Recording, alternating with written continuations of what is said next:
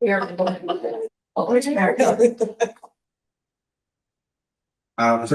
we have any adjustments to the agenda? We do not, because we already made the adjustment around the audit earlier this week. Award recognition correspondence. Yes, well, That's us. happy school board recognition month to all of our school board members.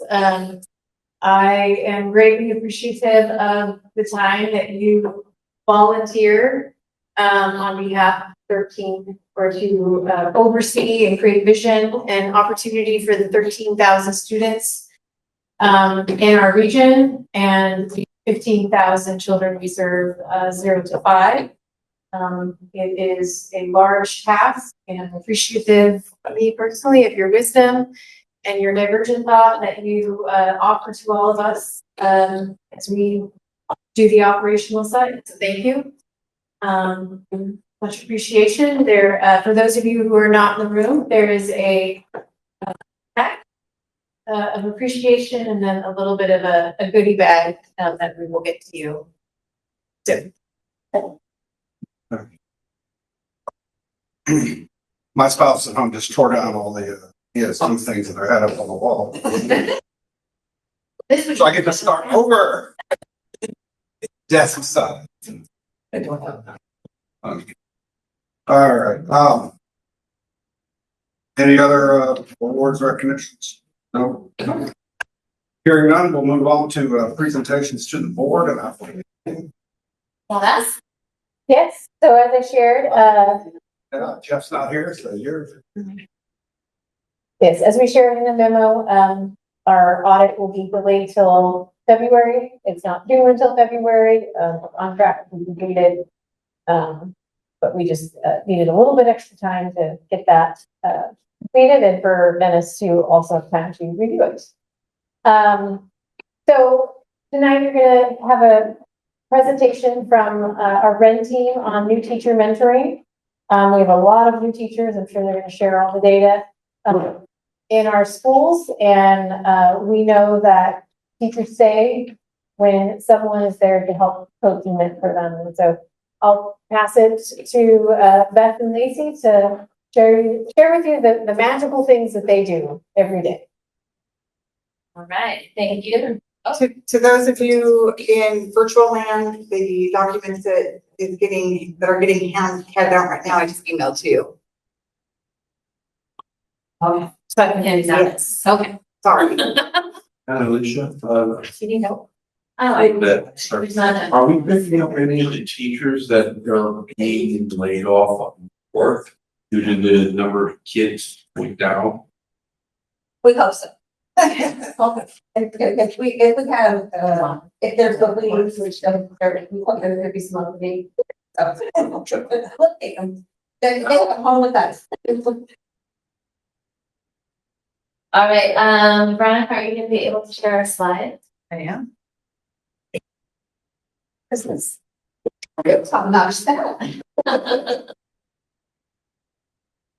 So I think Veronica is gonna bring up our slides for us, and I don't know how to do this. Like, I'm so used to being in the middle of a classroom. I don't know how to do this here. Do I need to be over there where people can see me online?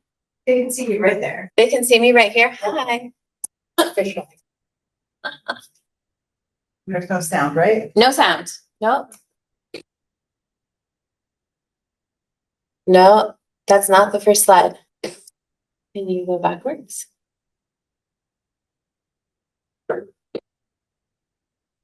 Don't keep going. Hey, right there. Perfect. All right. Excellent. So as Annalisa introduced earlier, my name is Beth Yarbrough. I'm an instructional coach at the ESD, who, when I started here in 2020, was tasked with starting a mentor program. And in doing so, I said, that's great. Can I get somebody to help me? And so in came my colleague. I'm Lacey Ferguson, and I like to informally refer to myself as Beth's trusted. And so what we wanted to do today is tell you a little bit about our mentor program, which, as Annalisa alluded to, we just presented about in Boston at a national conference called Learning Forward, which is, I have to say, the best conference for people who are instructional coaches as myself. It was an excellent conference. I've gone 3 years now. And it was the second year when it started to dawn on me that maybe I needed to present there because people kept asking me questions as another participant. And so I talked to Lacey into presenting with me at this conference. And a little side note, it's going to sound like I'm bragging here, but there are over 875 people who propose sessions at the conference, and they only accept 240 of them. And so we were one of those people that they accept. You got great news here. All right. Let's see. The postcard that I handed out and then Veronica's email to the people online, that's what we handed out at our conference. And it has a QR code that went to all of our resources that we shared with them. You guys don't necessarily need to go there unless you're just curious. But this is what we talked about with them. What we're giving you is more what you probably want to know, which is just about our program here, Douglas County, not necessarily all the little details that we do. Plus, we had 2 hours there. We have 15 minutes here. So we're going to be fast. All right. Let's move on. Next slide. Maybe. All right, so this one's me. So I'm not going to go over all of the text on this picture with a fine tooth comb, but we've always said when we're talking about our mentor program, we've always said that you build a program step by step. You get the first step really solid and you make sure it's ready to go. And then when you're ready, you build the next step. I've said before, you can't build a staircase from the top step down. You have to start at the bottom. So that's exactly what we did. Prior to the reestablishing of the mentor program in 2020, we did get the ESD did receive a grant for mentoring from ODE, and that was kind of the tinkering years where we got to kind of see. We got to receive training from the Oregon Department of Education. We got to see kind of a framework for what mentoring might look like. But the funding that Beth was talking about that came in 2020, we got to start something all our own. And so it was really fun starting a mentor program in the middle of a pandemic. It was literally the middle of the beginning of the year in the year 2020, or no? Yes. Well, we started forming it in the fall of 2020. And we held our first meeting in January of 2021. So everybody was remote. Everybody was doing everything on Zoom. Our mentors and our mentees were meeting via Zoom because in person was still very much restricted at that point in time. So we started in 2021. We were serving 10 mentors. We continued in year 2 and we added some new layers to our program as we felt good about what we already had in place. Did you say we had 10 mentors? We had 10 mentees. Sorry, mentees. The number down here below in parentheses is the number of new educators or new teachers that were being served. And we serve teachers in their first and second year as a teacher. Yep. So as you can see, year by year, we continued to add a little bit of programming each year, expanding upon what we were doing and making it better. Up until the year 2024, there were 5 districts in our service region that had opted into our mentoring program and who were using the services of the ESD mentoring program. In 24-25, so last year, we received a grant opportunity, Senate Bill 283. It was a funding boost to support programs in mentoring. And so one really positive thing that came out of that is 12 of our 13 districts recognized that instead of trying to apply for their own grant and start their own mentor program, they could hitch to our wagon and take advantage of what we were willing to offer. So it was really great to see our district participation go from 5 districts in 23-24 to 12 of 13 districts. The only district that does not choose to be served through our mentor program is Roseburg Public Schools. And as you can imagine, they have a mentor infrastructure of their own. A district that large, they have created a mentor program of their own. So we are serving 12 of 13 districts. And last year was a record number of new educators for our program. Last year, we served 54 new teachers in their first or second year of teaching. And this year, we When we created this document, we were at 44, but we believe we're actually at 46 new teachers being served this year. We just got one added after winter break. They just keep getting added. And I will say it might be inferred from this, but this is an especially valuable program for the rural districts that we serve because many of these rural districts do not have the manpower or the capacity to run a robust mentor program in their own district. So this is an incredibly valuable service to our rural districts. All right, next slide. So this is who we have, I guess you could say, staffing the program. So myself and Lacey are the ones who are kind of running the program. And then we have 3 different types of mentors. And these mentors are teaching, I shouldn't say teaching, they're supporting the new teachers through how to be a teacher with their instructional practices. So we have the ESD instructional coaches, which is Ryan Seedike, Allison Whitworth, Robbie Shuey, and myself. We all are mentoring some people. We have at-will mentors, which means that they're on contract with the ESD. They are not full-time teaching right now. They're usually retired teachers. And then we have some teachers who are full-time teaching and mentoring on the side. And we have 6 of those this year. So we have a total of, 17 mentors this year working with us. Right, so just to give you kind of an idea of program budget, you might click one more time, Veronica. There we go. So this is this year's budget kind of broken out so that you can see where our resources go.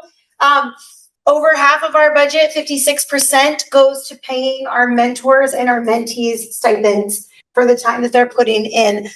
We recognize that a lot of time mentoring happens outside of contract hours, and we recognize that this is a huge benefit. So we are willing to pay them for the extra time that they're putting in.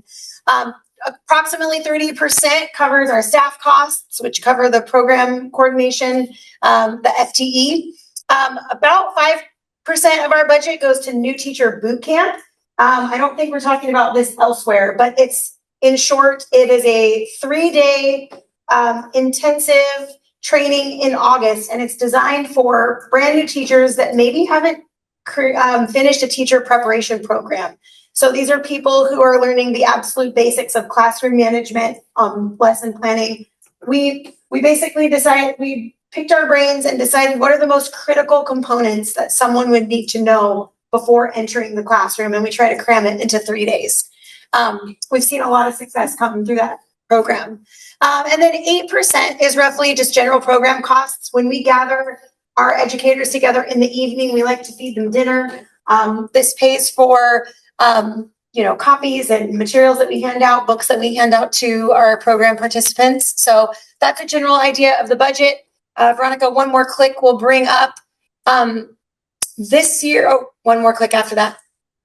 This year, the total cost of that program altogether is roughly $258,000, and roughly that breaks down to about $5,800 per new teacher. All right. Go ahead and click. Yes, thank you. Click again, will you? Oh, wait, this is going to be you. Oh, yeah. So there's 4 things that we view as really essential non-negotiables to the program. Go ahead and click one more time. One thing that we do is we train our mentors before they set foot into the first meeting with their new teacher. We train them how to be effective in their mentoring. So it's not like you just automatically know how to be a good mentor. One of the things that Beth likes to tell them in our initial training is that they're not trying to make a copycat of themselves.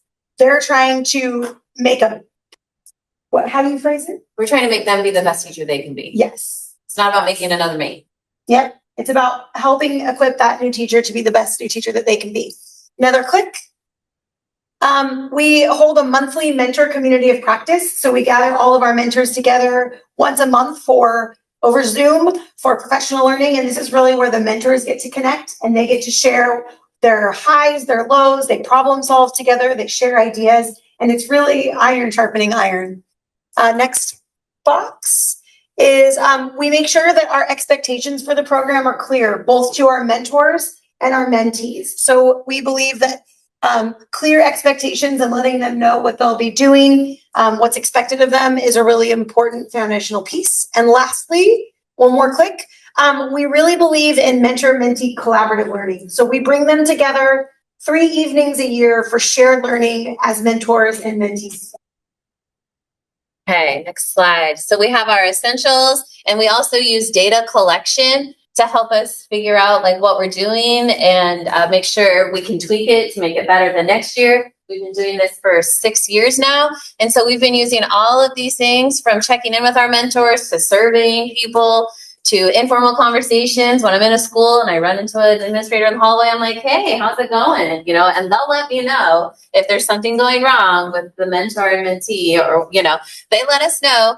We do some pre and post assessments of our mentees to see growth over the course of the year. So in the fall, we have our mentors assess them, and then we assess them again in the spring. And theoretically, we're going to see some growth there that shows that they are getting better.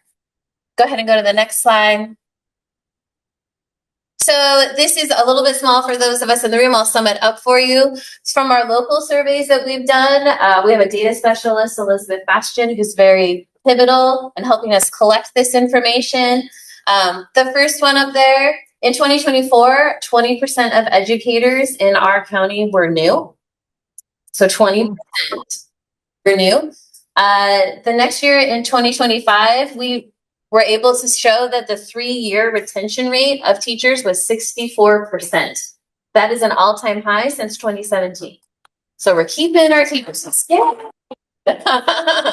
Super exciting.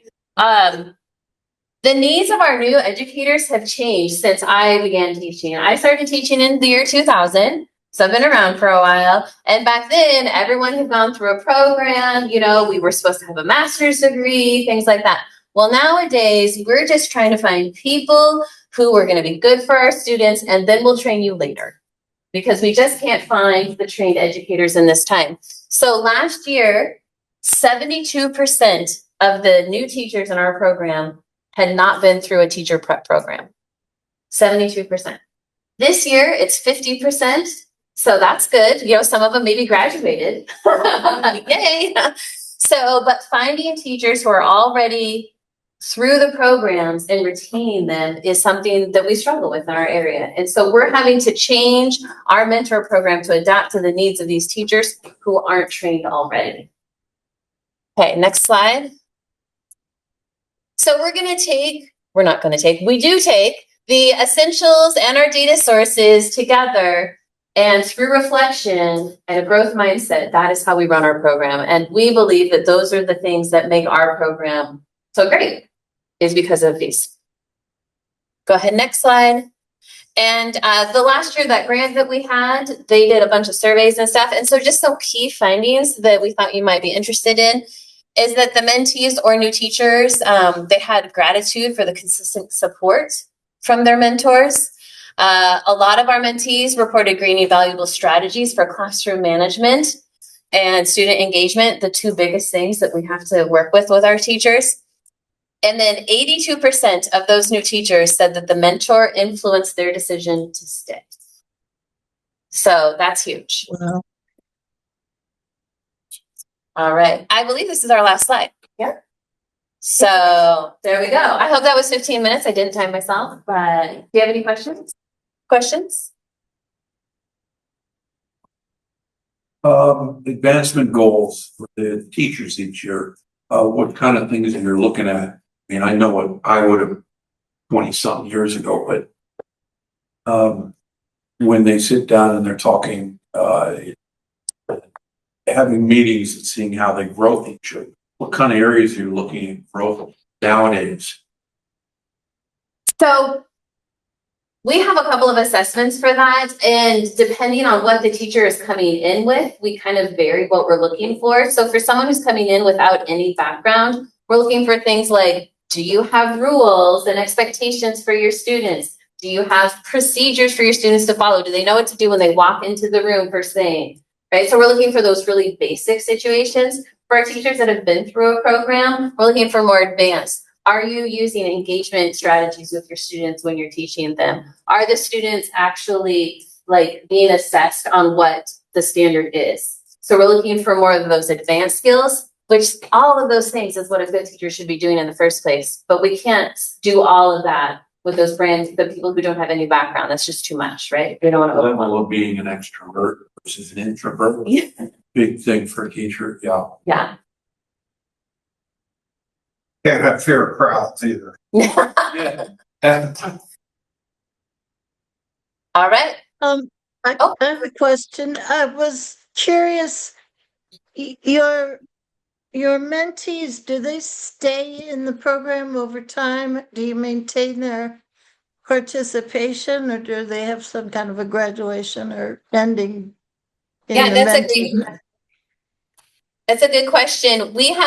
Our program supports new teachers in their first 2 years in the classroom.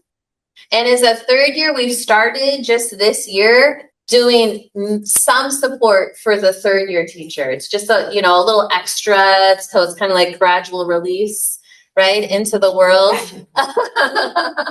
So really it's the first 2 is what we've strived for. And then we started working on that third year as well. Wonderful, thank you. You're welcome. virtually every child that comes to our schools was born with a cell phone, either in their mother's hand or they were handed one when they were 4, so they shut up the grocery store. And is there any emphasis on teaching for the digital age that goes specifically to their needs? I know, for instance, the Douglas County Sheriff's Department had a hostage situation one time, and guy was held up in an apartment. And the kid that got to the scene first wasn't really oral, but he could text. And but he couldn't. When you're in locally, law enforcement is whoever's first on the scene is in charge. Even if the sheriff shows up, sheriff has to do what you say because you were first on the scene. And he was first on the scene, and he got what? So then you try to call it. Yeah, I tried, and tried texting him. So he had the guy's phone number, texted him. Then 7 or 8 minutes, the guy came out with his gun and said, "Yeah, I'm fine too." You're just floored by what people know or what they don't know, and what they're able to do when they don't know what you know. Still able to do that kind of stuff. That's just always been a pet peeve of mine. And AI, is AI affecting you? Ooh, AI is a big one in schools Yeah. right now. Yeah, what's cheating with AI, what's not cheating with AI. There's a lot around that. ODE has started putting out some guidance around that as well. And next year, I believe, be wrong on this one, there are going to be some new standards on literacy of the digital world or whatever you call it, right? Do you know what I'm talking about? So, yeah. So that's coming out.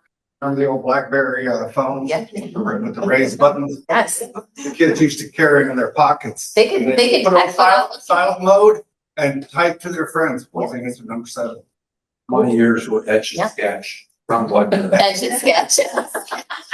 Well, it's nice to see the progress that you've made, and I appreciate you sharing it with us. All right. Thank you, Mike. Very, very important work to be doing right now. We think so. Yes, yes, indeed. We hope the state agrees with us, so I'm looking forward. They're good cheerleaders for your program. Thank you for having us. Sure. Thank you. Okay.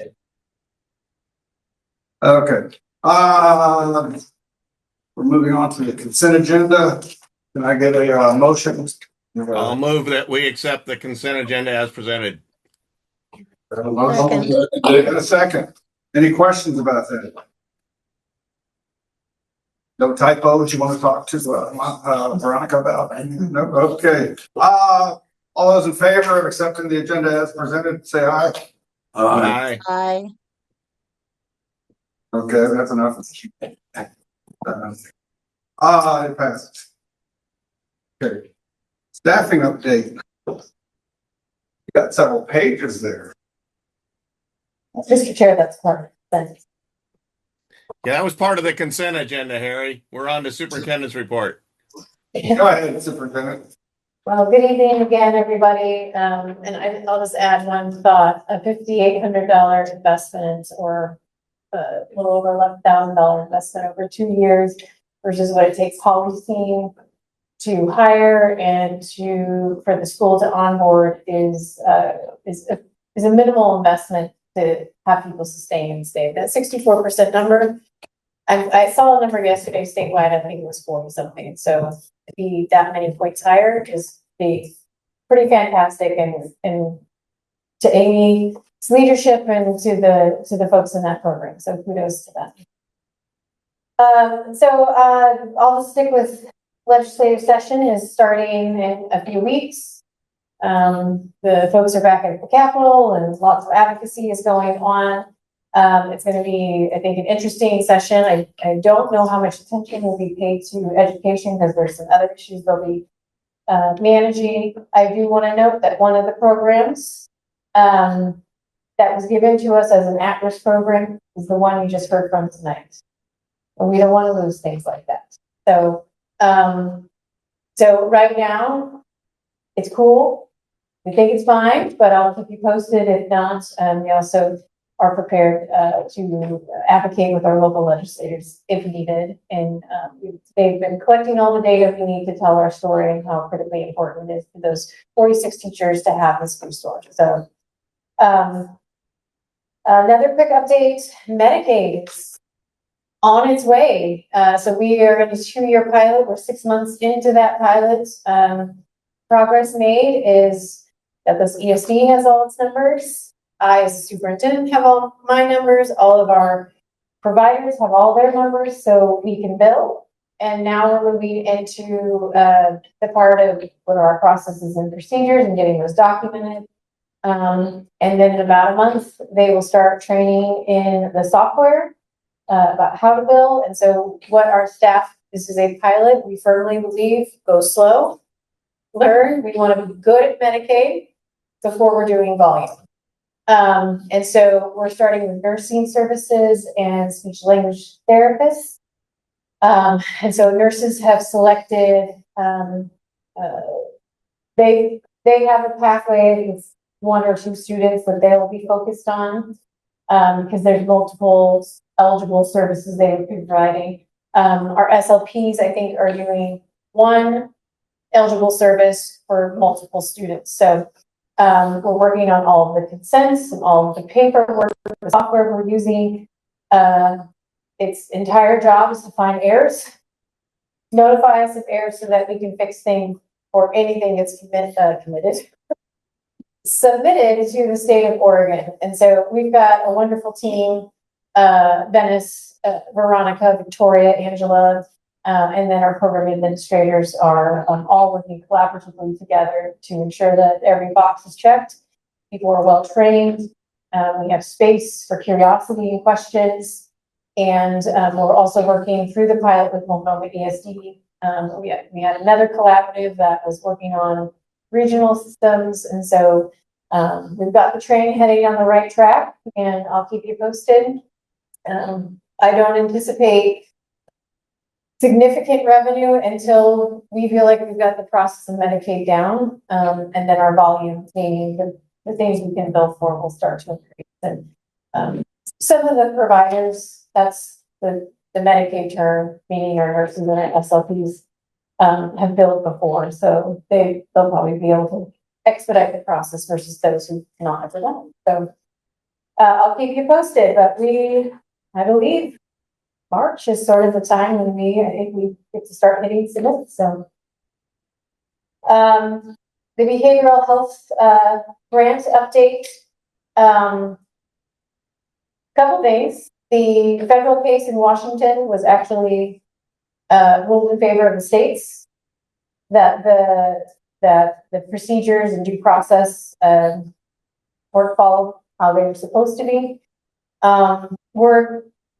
Because again, our grant ended in 2025, we were looking for a no-cost extension. We don't think that we will see any reward from that, or not reward, but get our funding return for that. So I will keep you posted on that. We've contacted our legal team to check in on that. In the meantime, as I shared with you last time, we wrote a good script. The ending's a little different, and we're heading into. We've been collaborating with Umpqua Community College, who has a qualified medical health assister or program. And they're more boots on the ground, side by side with kids versus the folks we trained in the grant are, and they're all out. We're so excited. They're in the community serving. So we have 11 more people providing those services in our community than we did in December. They are, I lost my train of thought. Licensed professional counselors are, more talk therapy, which has its place. QMHAs and QMHPs are more side by side with folks, skills groups, coping skills, those sorts of things. And UCC has a pathway for people to earn that credential in our community. So we're forming a relationship with them. Districts are excited about that. There's pathways where they need practicum hours, so we can open our spaces for them to get those hours. And then also looking at, we cannot bill for school-based Medicaid for those roles, but looking at ways that we can generate revenue for those services that they're providing. So I'll keep you posted. We're new. The AmeriCorps grant is connected to that in planning a high school pathway. So a student could be earning credit in high school towards this credential, and then go on to UCC and complete that program for kids who have an interest in behavioral mental health groups. Historically, these folks have worked as an addiction, which is actually significant, not significant, it's an issue in our schools.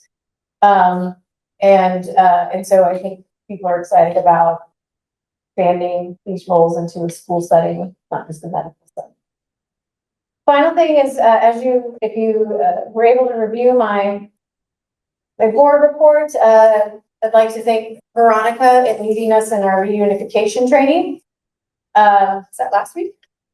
Yes. It was in the pouring down rain, and it gave us an opportunity to pivot, which is likely what would happen if we ever needed to use reunification. We had 24 staff show up, volunteered, who said, yes, if we need this, I will be here. And it was just a great opportunity for Veronica and I and Amy to learn how to lead these trainings, and then also for our staff to feel more comfortable in their roles. So a huge thanks to Veronica and her thinking through every inch of that process for that. So the other thing is the agency calendar. Part of the challenges of growth are things that you've done forever don't always make sense for your size. And so, as Polly will tell you, we're 330 something, 31. Yeah, and I was growing. And growing. There's a few of us both on the board and on staff who were here when we were 80. More unified, I guess, in our work. We all were K-12 or some early learning.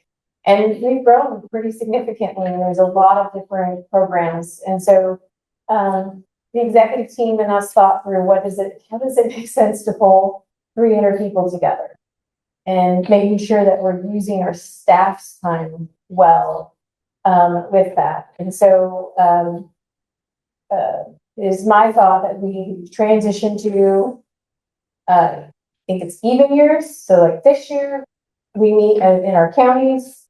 We still have the HR and the business officials, key information delivered within our counties, a gathering within our counties. So we're still collectively convening. And then on odd years, we come together. It's really hard to find a space for 300 people in this county. And mostly what I'm concerned about is making sure that we make a good use of time. We have school districts that have 3 different weeks of start times. So we're always pulling somebody out of where they should be. And we just want to make sure that when we convene, it's of high value.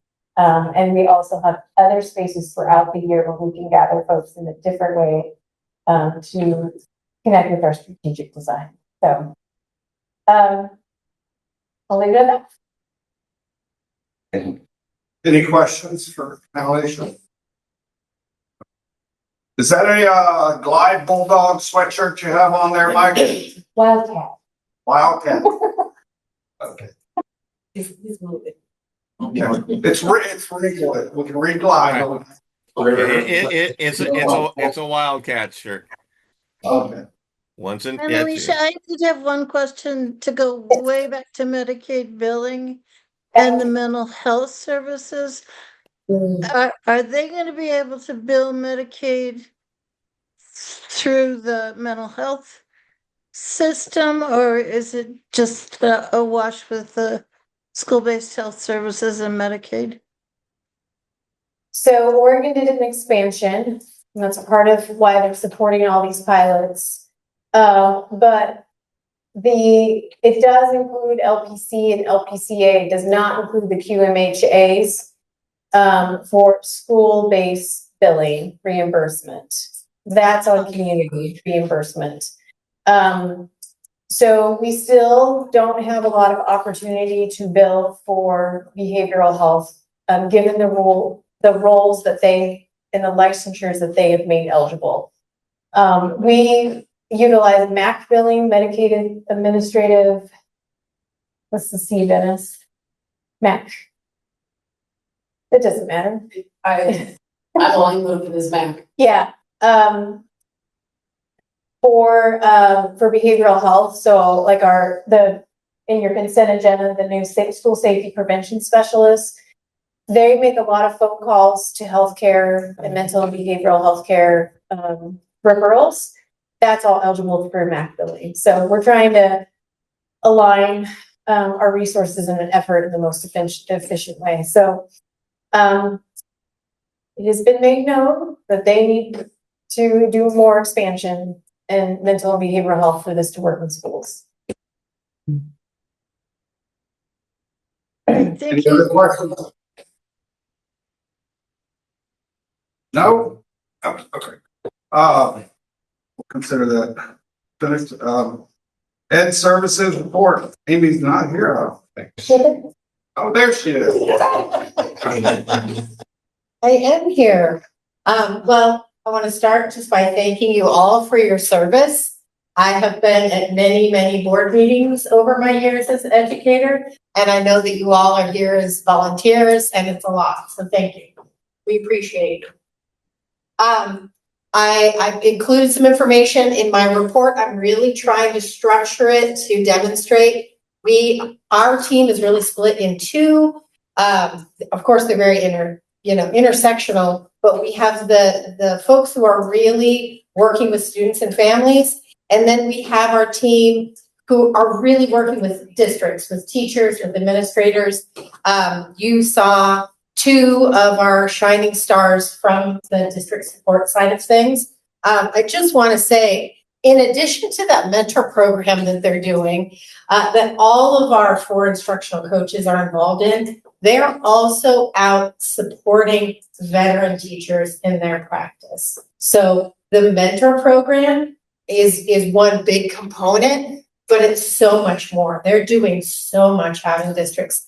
Some of those coaches are even out, they're called in by principals to kind of give them advice to assess kind of what's going on in their classrooms. So I just want to give a very big shout out to that team. They do some amazing work, and thank you, Alicia, for giving them the opportunity to kind of share that. I had never really seen them present before until I went to Boston with them. And they presented on a Wednesday, which is the last day of the conference.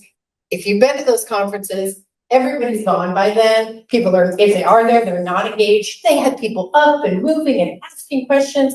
They've already had people emailing them from all over the country with wanting information on how they can do that in their cities, in their districts. So I just can't brag enough about the work that they're doing. And so just at the bottom, I've included some things that I am working on operationally, just kind of to mirror what Annalicia's trying to do with our strategic design plan. And so we really are working on getting data from our customers. That REN team every year gets data. What are we doing well? What are we not doing well? What would you like us to see us doing that we're not doing? Our youth development, so our student family facing, that we are now going out and reaching out to districts to get the same kind of information. So we'll be starting those, and then we're going to do it in an interview style with the principals. So we'll be starting that in February. Daniela, who is our coordinator for those programs, will be doing that. And I'm going to support her, but I also, I'm really learning from my mentor, Annalicia. You just got to get out of the way of your amazing staff. Like, she models that so well. And so I feel very fortunate. I have these amazing people that I work with. I just say, hey, what do you need, and get out of your way. And they do these awesome, awesome things. So Danielle is going to be doing that. I also wanted to share for the first time, we've been doing it for almost a year. We have an internal a collaborative leadership team in Ed Services. It's a 6-member team. And it's someone representing each of the teams, like whether it's a re-engagement mentor, someone from our student success team, someone from coaching team. And I tried to pick people who were, some of them are brand new people, some of them are veteran people. So they have different viewpoints and perspective on what we're doing. We're gathering together for our second in-person session this month. And I'm really excited because we're going to be gathering together to talk about what we've been doing great. And then we're going to start looking ahead to the new accountability bill, what that means for our districts, what that means for us. And they're going to come up with some great plans on how we can support this.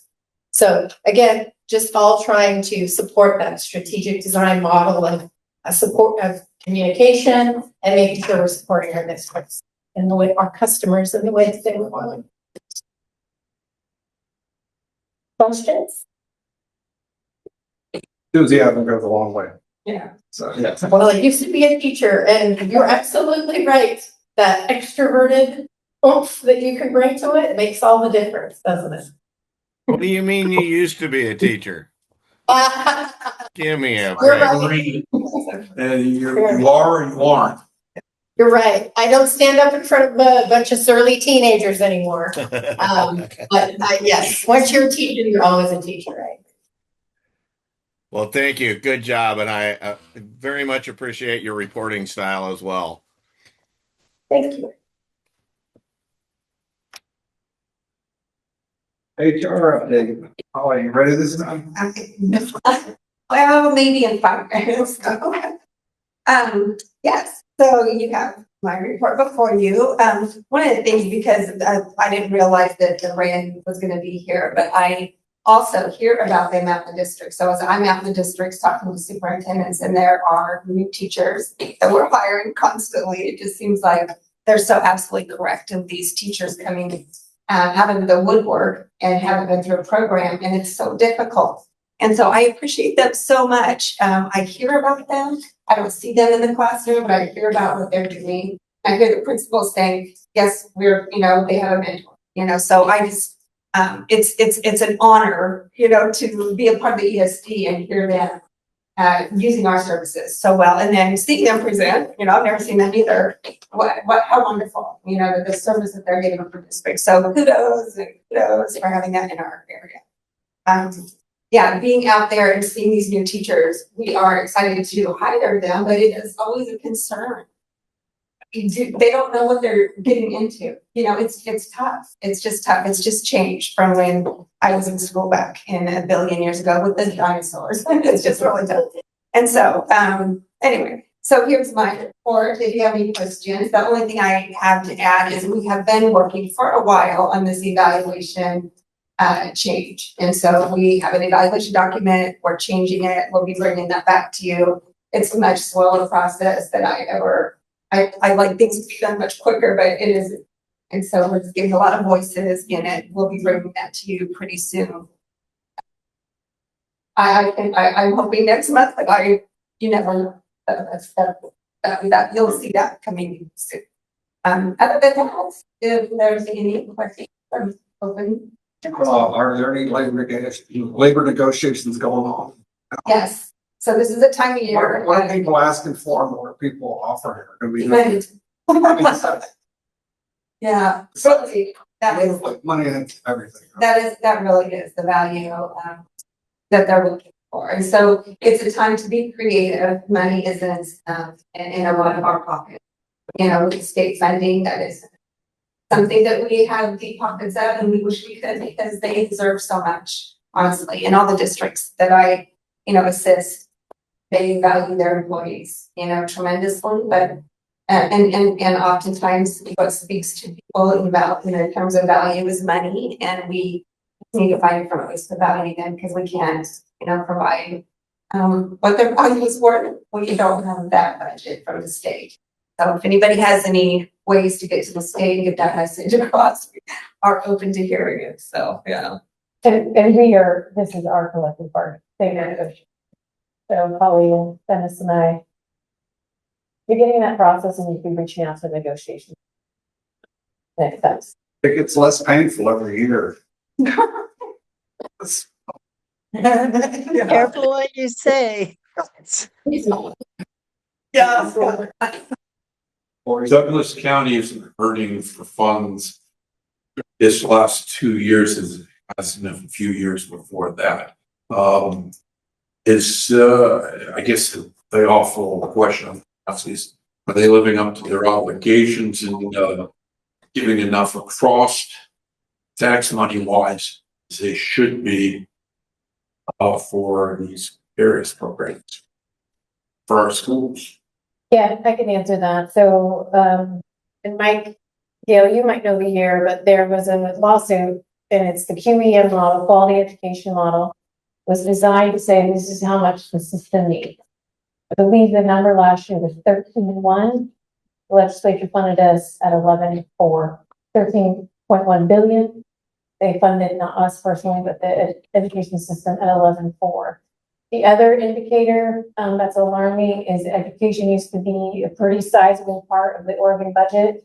I think we're down, and I can get you the exact number, but it's in the low 30s, high 20s. So over the past 20 years, it's been, other parts of the budget have been growing. So it's hard because yes, we've received the most money we've ever received. That is true. And simultaneously, it doesn't mean their obligation, and it also we're shrinking as far as the state budget as it grows. So, And what's interesting, the QEM she mentioned is quality education model, where a group, I know OSB is the one who presented it, but a group got together and say, what is it that schools need for students to learn? What is the model? What is the model we need? So they came up with that, and we haven't been able to. Yeah. So it's kind of crazy. yeah. Mike, what year was that? 2000 something, 2005-ish, Yeah. I think. Yeah. Early 2000s. They haven't met the mark yet. Closest we've ever been. But it's two things can be true. It can be the most ever and still not meeting the needs of what it costs to operate. Right. The problem is they always add on a lot of accountability with the funds we're supposed to be getting. So, it's quite a system. Superintendents and certain persons who work in the administration office in my last 20 years, as I was looking at it, their wages seem to have gone up at a much higher rate than a lot of the teachers. And I know, like in Myrtle Creek, they used to have houses right by the old Coffinberry High School for the teachers to live in, because even back then it was low. And I'm just, one of the things I wanted to look at when I was on this board was maybe trying to work at bringing, I hate cutting pay for administrators, but getting paid Portland level wages down here, and they're not all, I know that, sorry. But the teachers still aren't getting what they need. And that's for our wages. So. Yeah, it's a national issue. It's not an Oregon issue, but yeah. So. But yeah. Any other questions or comments? That's the longest we've ever had you on the hot seat. Okay. Dennis, are you ready with your fiscal? I just didn't understand why it's 3 pages not stapled to the rest of it. Late? No, that was me. Oh. You're not supposed to run interference. I know, get it, I don't think it was mine. Okay. I had it, I have to get it back there.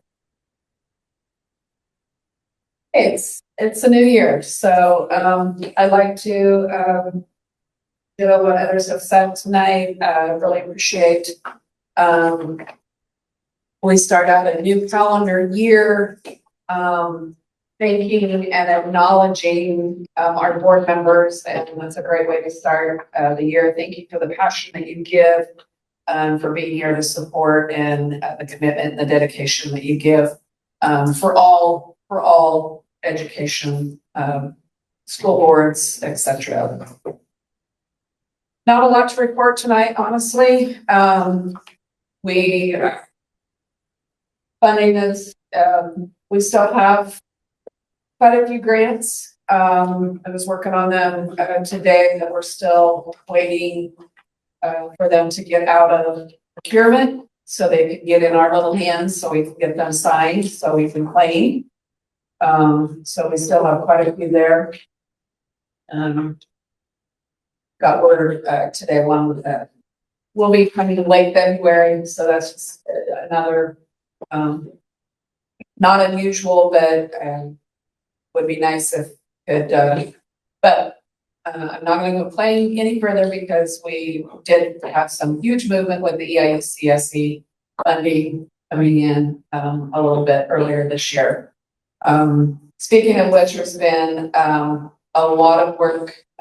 Tish, our grant manager that handles all the finance piece, spent a lot of work around the EICSE reporting because ODE chose to make some huge changes this year on the reporting, and so she's Is it been for the better, do you think? no, it's more difficult, more complex, and they're wanting more. It has to go along with the transparency piece, but this actually goes out because we are the regional. It goes out to the other counties, not just Douglas and Jackson County EI programs. The same reporting is required for Josephine, Klamath and Lake. So Tish has been working really hard at getting those changes made, and it's been a huge process this year for that. So I want to acknowledge Tish and all that she has done.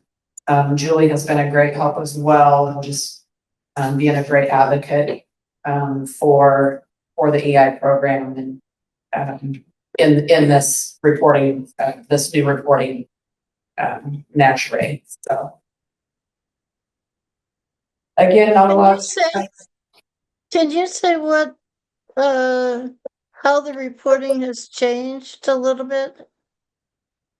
So they're wanting more details, Gail, down to we have to be, because the EI funding has so many different buckets that the money comes in. And so there's federal money, and then there's the general fund, and then the SSA. And so there's these buckets of money. Now they're wanting FTE tied to these different buckets of money. And so I think Amy has seen this in previous years with some of her grants, but We did that last year. yeah, that's old news. Yeah. Well, It's hard, and that's much. It's a lot. Yeah. Yeah. And so it's been, and then as we've been learning more and more about it, and one of the things that stood out to Tish was the federal funding. She can't be double federal funded, so like you can't have a person be funded out of this federal money and this federal money and stuff. Just, it's been a huge, undertaking. And then on top of that, the reports weren't working that ODE sent out, and, so they said, here, break this, and, well, couldn't even break it because it was already broke when it was handed to us. So it's been huge. So that's probably the most, Gail, is just, they're just wanting a lot more details on each of the buckets, and from each of the counties. So Just as an FYI, there's about 150 staff between both counties in that program. Right? yeah. Yeah, it's crazy. One person could be in so many pots of money. I mean, it is not a way to save money to have all of this record keeping. Defeats the purpose. It does. You know, I have to say, I don't want to go back too far in history, but I was the regional EIUCSE coordinator the first year that they did some of that reporting, and I think it was one of the things that contributed to my early retirement, because it's just really incredibly difficult to say, well, this person's 0.4 in this pot and 0.2 in this pot, and we're gonna report that to the state in some logical way. So I feel your pain. And I hope it works itself out. Yeah, and they've got 150 that they got to play with. I mean, Yeah, and just Jackson, and that's, like I said, the other three counties have to do the same thing, and then they have to send their reports to Tish, and then she's got to combine it all. And yeah, so huge undertaking, huge kudos to Tish. So other than that, our audit report, I talked to Jeff today, and he has assured both Annalicia and I over the last 7 to 10 days that the numbers look good, but there is so much more outside of just the finance that they have to put together. And when you have a single audit, which means when you have a grant that's large enough, over I think it's 2 million, above 2 million, they have to do a single audit. And the state is finding that that's what's holding up a lot of the audits and the auditors, because we are so short-handed in auditors, municipal auditors in the state, that they're having difficulty getting all their requirements done by that January 1 date. So it's a statewide situation. So he will be here next month and to give us our report. And other than that, I'll have to take any questions regarding our numbers this month. The numbers look great. I can't help but think that the state is doing what they used to do with video games, demo testing. Yes. that's what they always do. Throw it against the wall, see how it works. Definitely. And it doesn't half the time. So Yeah, and I again, I can't speak high enough for Tish. They actually reached out to us and had Tish actually trying to break, okay, take this and what is working and what isn't working. And she was able to report back that a lot of it wasn't working. And so they have to kind of go back to the drawing board. yeah. So. Well, thank you, Venice. Yeah. We appreciate it. Any other questions? Okay. Informational items. None. We have no information. The agency calendar.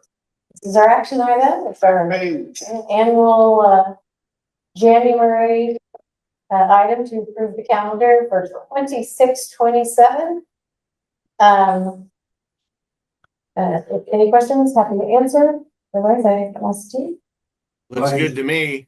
I'd move that we accept it.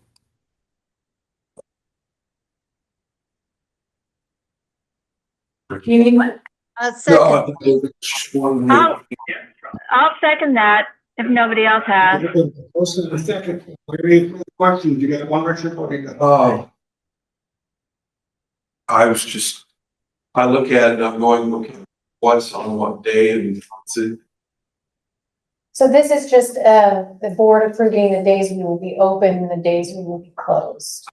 Okay. So, and then, our good folks in HR, this also becomes a calendar for other functions, so those things show up as well, so it's our. Now I see why December and March all suddenly have 4 weeks marked out. So, yeah, pink is we're closed, green is our holidays, purple are, so in July, we're only open 4 days a week for about 6 weeks this year. So it's just you guys saying, that's when our doors can be open and closed for policy. Try another color, put teachers and service days. As an ESD, we don't have teacher and service days. Oh. Majority of our staff are, yeah. So we have one in-service day, and then we do have 3 other synergy circles where we gather folks at 8 a.m. in the morning, and then we for about an hour to discuss customer service. You won't get up at 8.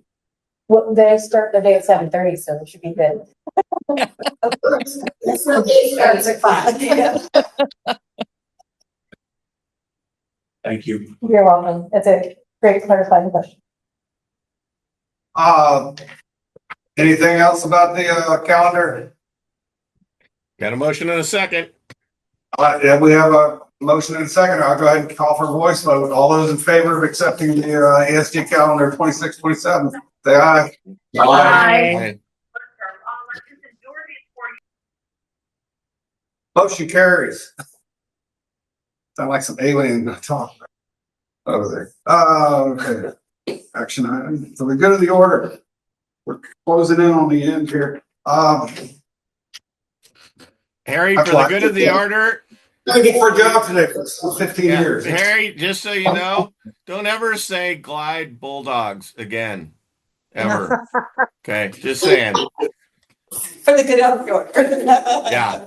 I Well, alumni. remember when we were doing the hiring process for Annalisa, and I said, you think she's got the guts for this job? And you said, Michael, you said, she's a bulldog, not a bulldog. She's a wildcat. She's gonna do it. She's gonna be able to handle it. She's a wildcat. I kept thinking you were saying bulldog. I said she's a rancher and a wildcat. Yeah. Okay.